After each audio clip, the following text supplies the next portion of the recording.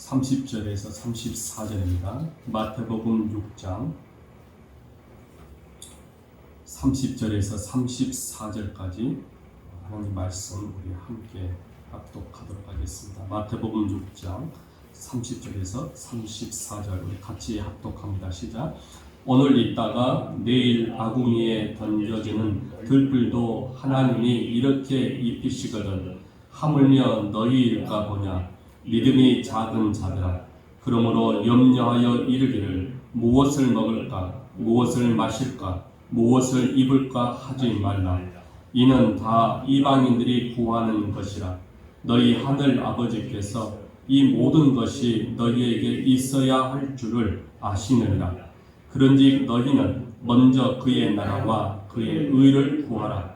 그리하면 이 모든 것을 너희에게 더하시리라. 그러므로 내일 일을 위하여 염려하지 말라. 내일 일은 내일 염려할 것이요 한 날의 괴로움은 그 날에 족하니라. 아멘. 우리가 너무나도 잘 아는 말씀입니다.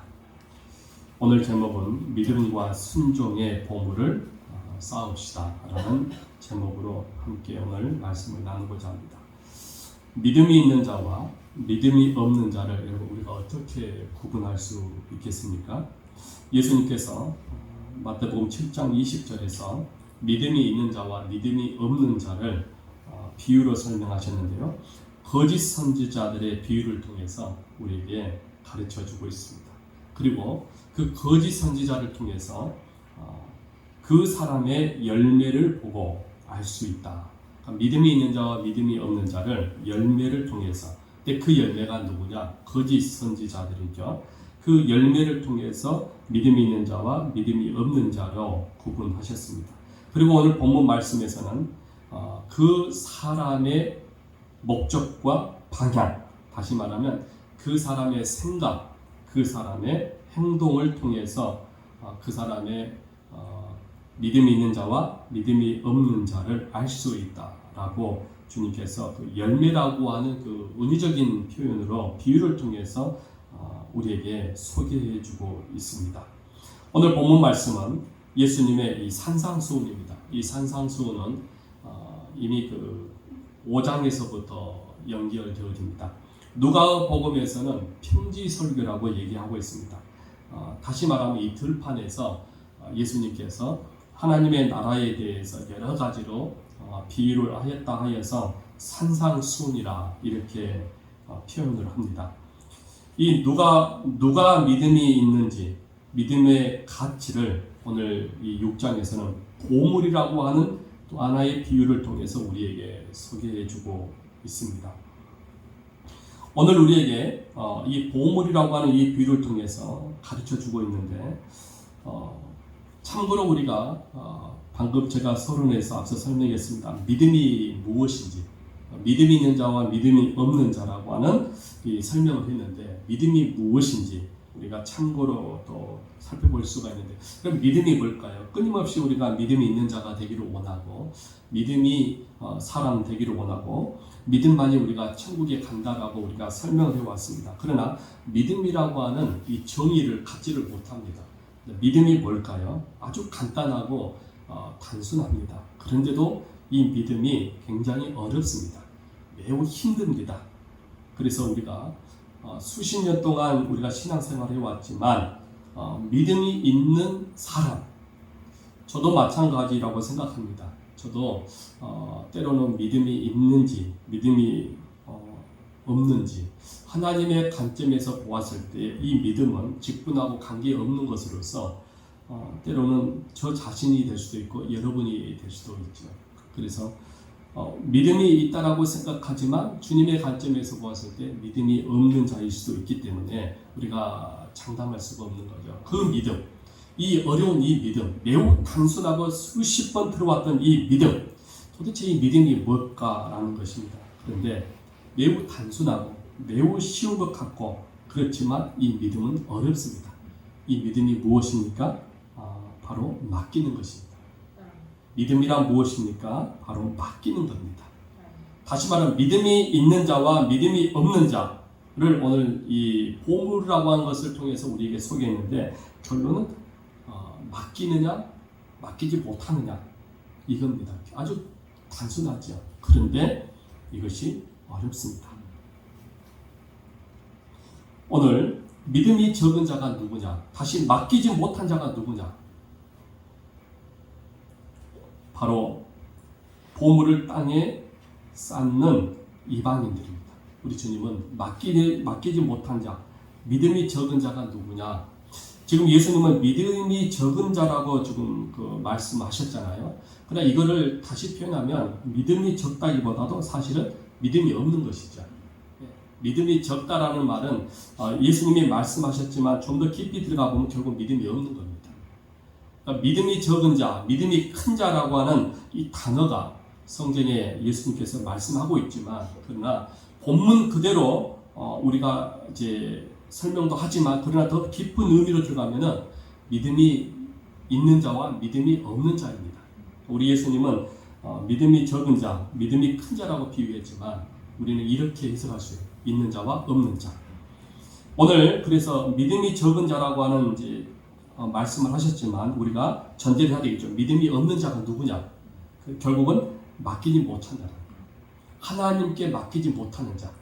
우리가 찬송가의 구주에서 의지하며 찬송을 했잖아요. 그러니까 구주에서 의지하는 자가 사실은 믿음이 있는 자죠. 그러나 구주에서 의지하지 못한 자가 믿음이 없는 자입니다.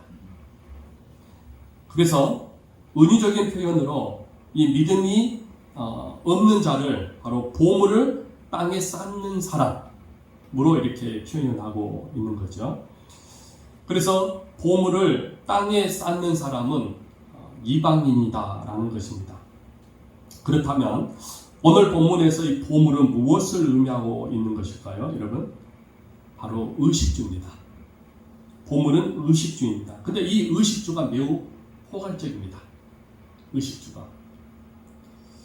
의식주란 이렇게 표현하기 매우 포괄적인데요. 이거를 좀 더 간략하게 소개하면 바로 성공과 출세와 권력입니다.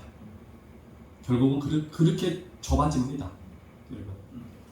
이 땅에서 사는 날 동안에 이것은 우리에게 매우 중요합니다.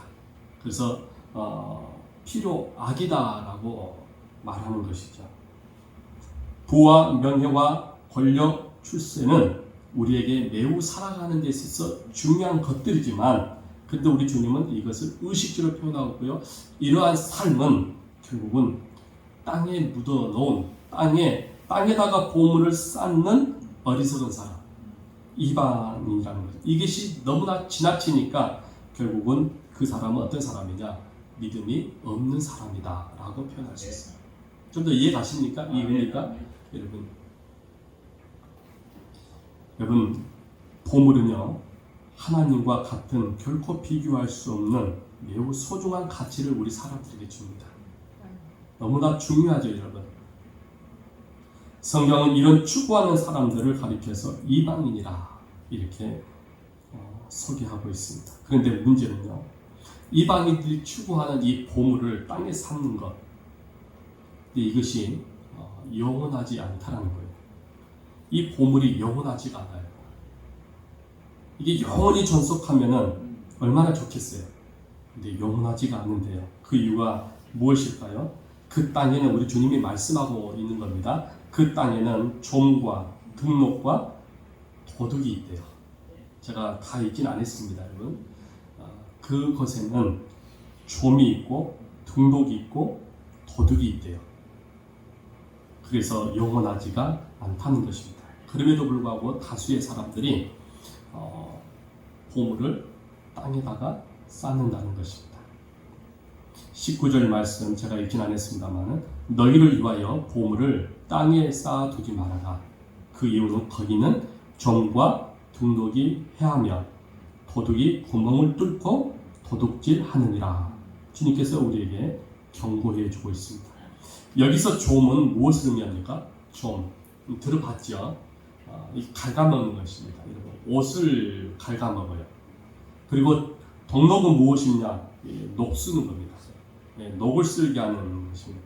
그리고 이제 도둑질은 말 그대로 도둑질입니다. 구멍을 뚫어서 영화의 그 도둑들을 보니까 은행 금고를 털어요. 그래서 이게 첨단 기계를 통해서 벽을 뚫고 훔쳐가는 것. 도둑은 훔쳐가는 것이죠. 예수님께서 아주 이게 비유를 적절하게 알기 쉽게 보물을 땅에 쌓아두는 사람의 이 어리석음을 아주 쉽게 표현을 했습니다. 이 당시에 여러분 사람들 다 압니다. 요즘 젊은 애들에게 좀이 뭐냐를 모릅니다. 저도 사실은 이게 본문을 보면서 잃고 있었어요. 잃어버리고 있어요. 좀이 뭔지를 몰랐어요. 그리고 동록이 뭔지를 모르고 있었어요. 그래서 어렸을 때 생각을 해보니까 좀이 이것이다라는 걸 이제 안 거죠. 우리는 좀을 다 이거 겪었던 사람들 아닙니까? 옷이 낡아지고 허어지고 이런 것들. 그래서 이게 좀이구나 잊고 있었는데, 근데 요즘 아이들은 그걸 모르잖아요. 동록이 뭔지도 모르고요. 그래서 좀은 옷을 갈아먹는 벌레입니다. 아주 작은 벌레들입니다. 그리고 동록은 녹슨 새를 갉아먹는 거고요. 그리고 도둑질을 말 그대로 훔쳐가는 것 아니겠습니까? 이것을 영적으로 대입하면요, 좀은 옷은 여러분 화려한 옷과 그리고 녹슨 새는 무엇입니까? 화려한 차, 이런 아파트, 이런 것으로 우리가 비유해 볼 수 있는 것이죠. 해석은 다양합니다. 아무튼 이것은 결국은 부와 재물 이런 것들을 상징하지 않겠습니까? 그러나 그러한 것들이 영원하지 않다라는 것입니다. 왜냐? 도둑질에 가니까요. 모아도 가만히 생각해 보니까 적게 월급을 받아도 그 월급만큼 돈이 나갑니다. 많이 받아도 또 많이 버는 만큼 쓰게 됩니다. 이 저축이 참 어렵거든요. 저축이 어려워요.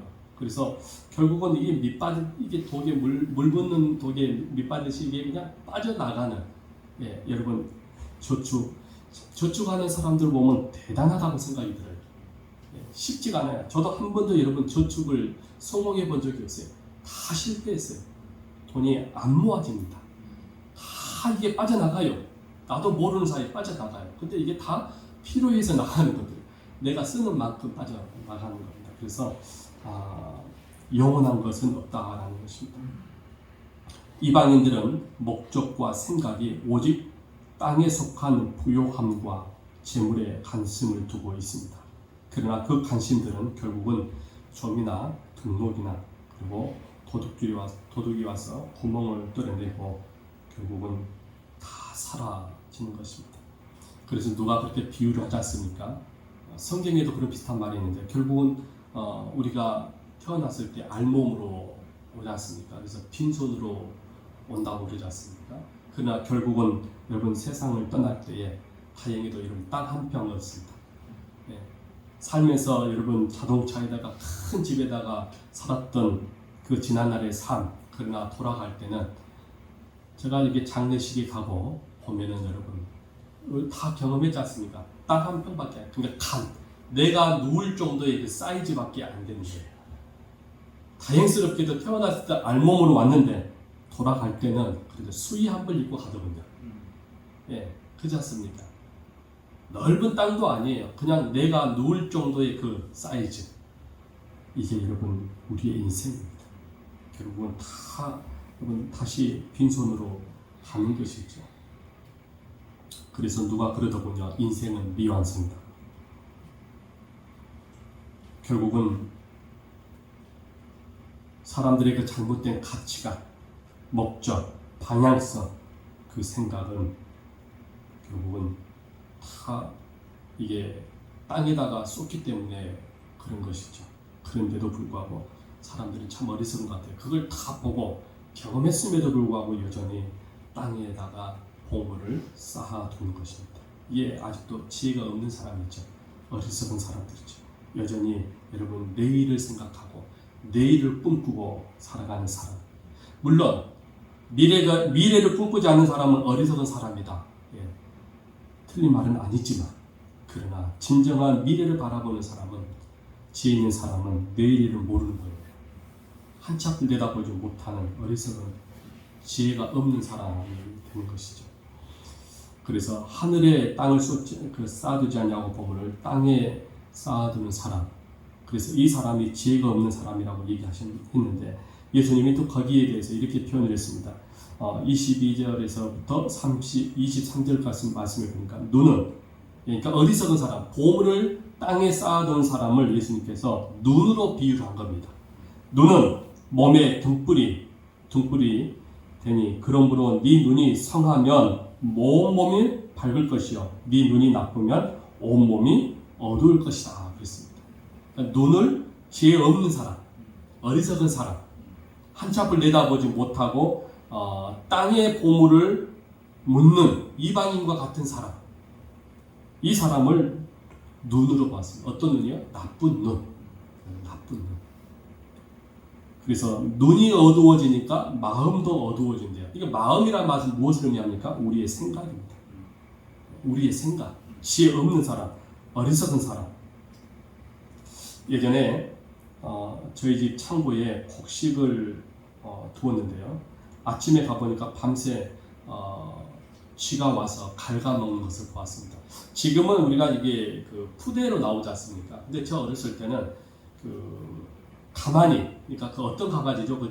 그 볏짚으로 꼬아서 만들어진 그 있잖아요.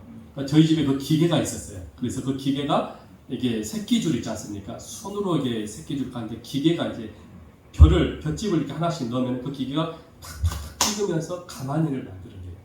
그래서 거기다가 이제 쌀을 담는데 지금은 기계가 좋아서 이 벼씨들 있잖아요. 벼씨가 껍질이 벗겨진 채로 이게 쌀만 나오잖아요. 그런데 저 어렸을 때는 그 볏짚, 그러니까 그 벼씨, 그 쌀이 까지지 않는 그 벼씨 있지 않습니까?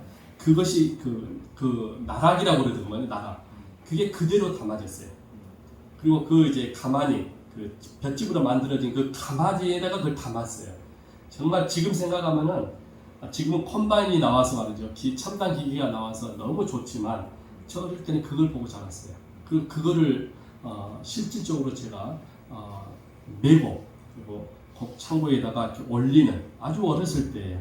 제가 정확하게는 모르겠어요. 그걸 기억하고 있을 정도면은 아마 제가 초등학교 시절이 아니었나 싶기도 하고 정확하게는 모르겠어요. 근데 그게 기억이 나요. 그런데 놀라운 거는 쥐가 와가지고 다 갉아먹어요. 그래갖고 막 이 떨어져 구멍이 나 있어요. 구멍이. 여러분 그걸 보면서 허탈하죠. 농부가 땀 흘려서 여러분 수고해서 그렇게 농사를 지어서 그걸 놔놨는데 그 다음날 보니까 곡식에 구멍을 뚫어져 있는, 쥐가 와서 곡식을 빼앗아가는. 영적인 측면에서 이것을 또 적용해 본다면 종과 등록, 도둑, 구멍을 뚫고 도둑질한다는 그 의미는 결국은 사람이 큰 꿈을 꾸고 원대한 꿈을 꾸고 미래를 설계하고 한다 할지라도 결국은 야고보의 말씀인가요? 아침에 있다가 잠깐 사라지는 안개와 같은 것. 잘못된 목적과 가치관, 이런 방향성을 잃어버리는 것들이 왜 일어날까요? 이 잘못된 목적과 가치관과 이 방향성을 가지고 있는 이유가 뭐냐는 거예요. 그거는 결국 욕심 때문입니다. 사람의 그 잘못된 욕심, 땅에다가 묻을 보물을 쌓아두려고 하는 그 잘못된 욕심, 그 욕심이 결국 사람을 망칩니다. 그래서 성경은 뭐라고 우리에게 경고합니까? 디모데전서 6장 10절 말씀에 바울이 디모데를 통해서 경고합니다. 돈을 사랑함이 일만하게 뿌리가 되나니 이것을 탐내는 자들은 미혹을 받아 그랬습니다. 결국 우리가 미혹을 받는 목적이 무엇일까요? 결국 욕심 때문입니다.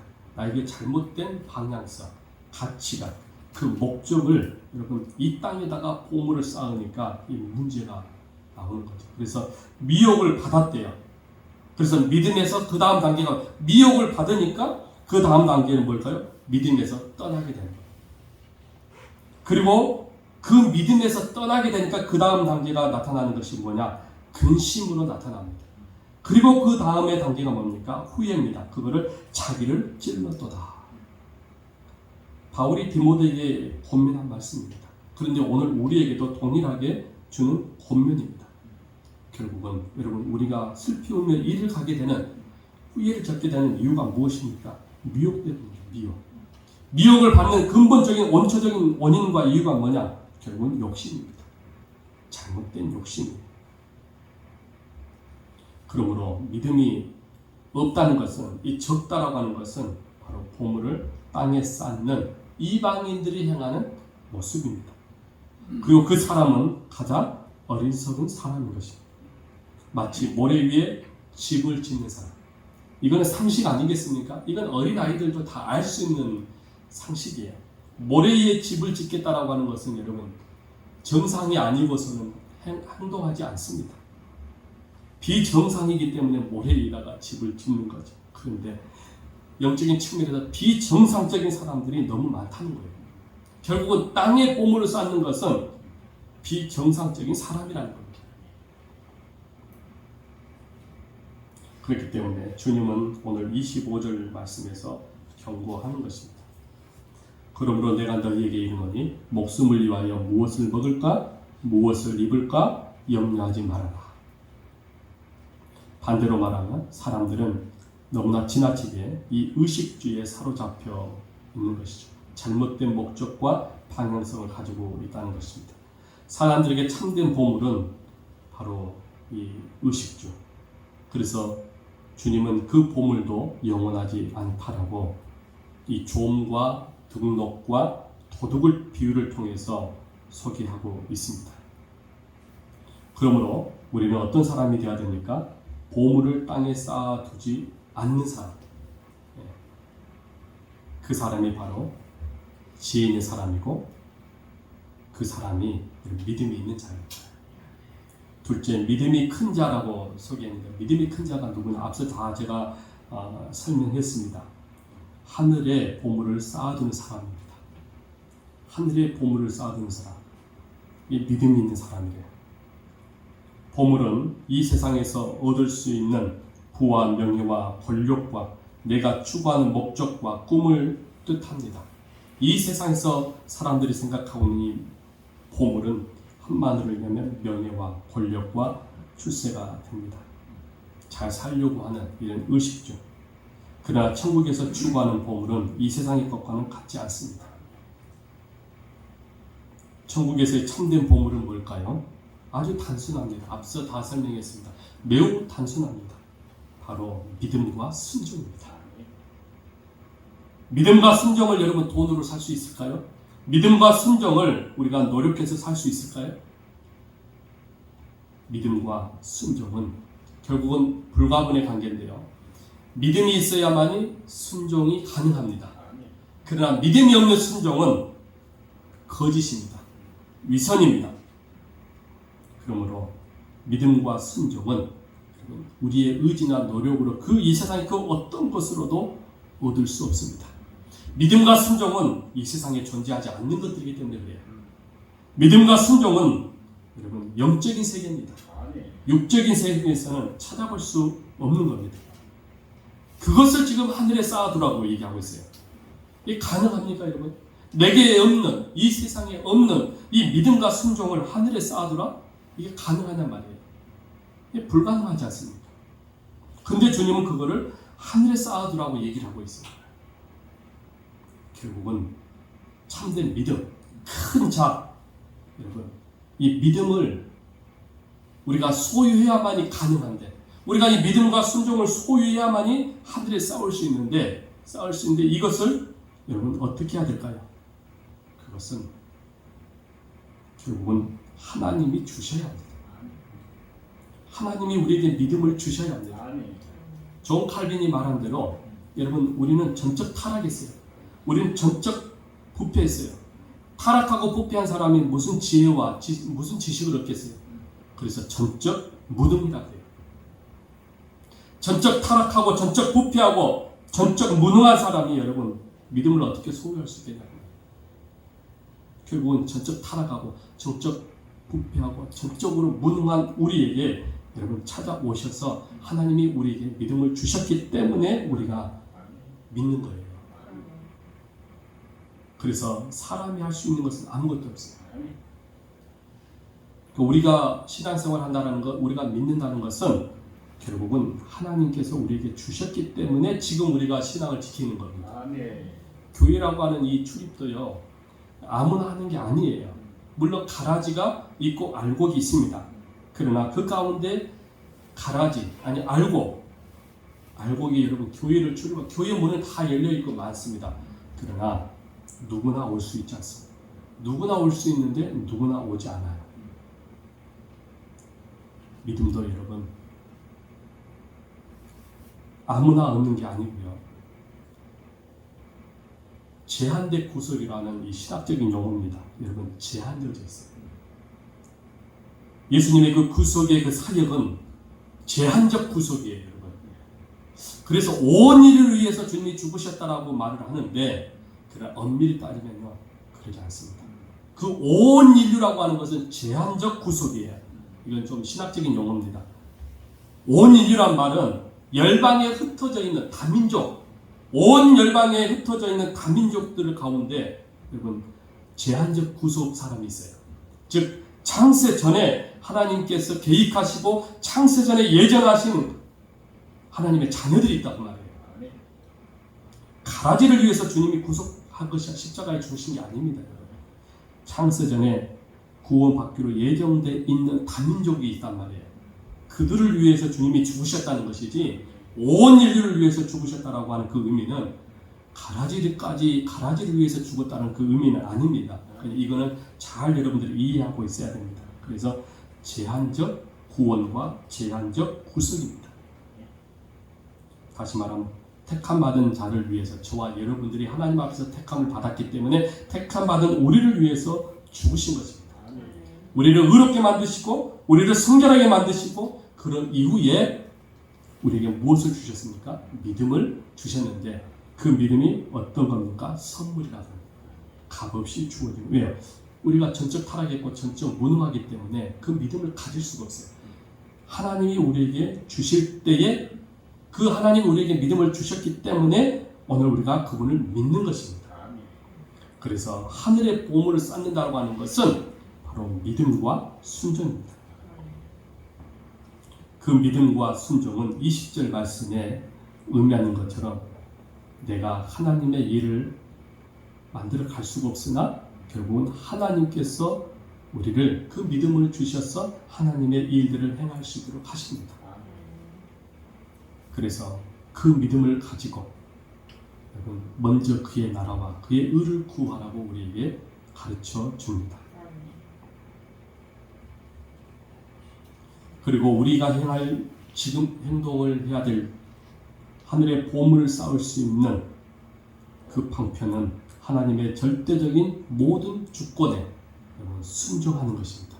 그분을 인정하는 것입니다. 그분을 하나님의 그 모든 창조의 섭리 아래서 주권에 인정하고 순종하고 그러한 삶이 되도록 우리가 하나님을 의지하고 그리고 하나님께 내 일을 맡기고 살아가는 삶, 그것이 바로 먼저 그의 나라와 그의 의를 구하는 것입니다. 내가 하나님의 일을 하는 것이 아닙니다. 하나님이 내 일을 하는 것입니다. 하나님이 나를 통해서 일해 가십니다.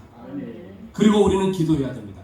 하나님 나를 통해서 우리를 통해서 하나님의 의가 이 땅에서 이루어지도록 하는 것, 이게 여러분 먼저 그의 나라와 그의 의를 구하는 것입니다. 그러니까 먼저 그의 나라와 그의 의를 구한다라고 그 의미가 바로 이런 것이에요.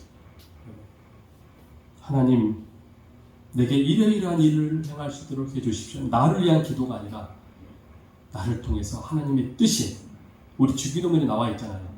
하늘에 계신 우리 아버지, 그러면서 나오잖아요. 아버지의 뜻이 하늘에서 이루어진 것처럼 그 뜻이 이 땅에서 나를 통해서 교회를 통해서 이루어지게 하옵소서. 아멘. 이게 그의 나라와 그의 의를 구하는 기도입니다. 아멘. 아주 쉽죠, 여러분. 알고 보면 그 의미가 아주 쉽습니다. 마지막 세 번째는 오늘 하루의 삶에 우리가 감사하고 만족하는 것입니다. 아멘. 우리가 자족하지 못하면 근본적인 원인, 이방인들과 같은 목적과 꿈과 잘못된 계획을 세웁니다. 이 땅에 모래성을 지으려고 하는 어리석은 마음을 여러분 우리가 갖게 됩니다. 믿음의 반석 되신 예수 그리스도의 터 위에 여러분 우리가 믿음의 집을 지어야 합니다. 그래야만 우리는 자족하고 감사할 수가 있는 것입니다. 오늘 우리는 하늘의 믿음과 순종이라고 하는 보물을 쌓을 수 있기를 바랍니다. 땅에 여러분 없어지는 보물을 쌓아두는 어리석은 사람, 이방인처럼 그런 사람 되는 거 아닙니다. 주님이 원치 않습니다. 그래서 우리가 내일 일을 생각하지 말고 자랑하지 말고 여러분 오늘의 삶에 감사하고 자족하면서 항상 우리 그리스도인의 정신은 먼저 그의 나라와 그의 의를 구하는 것. 하나님께서 다 이기시고 먹히시고 여러분 지금까지 우리의 삶을 이끌어 주셨습니다. 그러므로 그분이 행하실 수 있는 그분의 능력 아래서 여러분 우리가 전적으로 의지하고 믿고 맡기면서 우리가 겸손히 하나님의 나라를 구하는 지혜로운 사람, 복 있는 사람 저와 여러분들 되어주시기를 원합니다. 기도하겠습니다. 하나님 먼저 그의 나라와 그의 의를 구하는 믿음의 사람 되기를 원합니다. 우리가 진정한 믿음을 가지고 여러분 믿음과 순종이라고 하는 그 보물을 하늘에 쌓아두기를 원합니다. 주님이 기뻐하는 믿음의 사람, 지혜로운 사람 바로 저희가 되어지기를 원합니다. 내일을 살아가는 사람이 아니라 오늘 하루에 자족하며 감사하며 주님 의지하며 살아가는 믿음의 사람 우리 되어지기를 원합니다. 감사합니다. 예수님의 이름으로 기도하옵나이다. 아멘.